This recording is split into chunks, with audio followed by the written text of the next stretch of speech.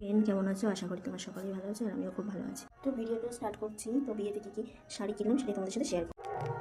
বিয়ের শাড়িটা কেমন নিলাম সেটাই তোমাদের সাথে শেয়ার করছি।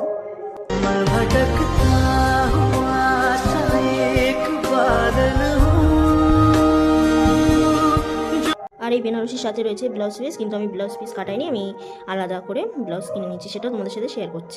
এই যে আমি অনলাইন থেকে অর্ডার দিয়েছিলাম এই ব্লাউজটা, তো অনেকদিন হয়ে গেছে তোমাদের সাথে শেয়ার করা হয়নি, তো ভাবলাম যে আজকে তোমাদের সাথে শেয়ার করো। তো ব্লাউজটা কেমন এসেছে দেখাচ্ছি।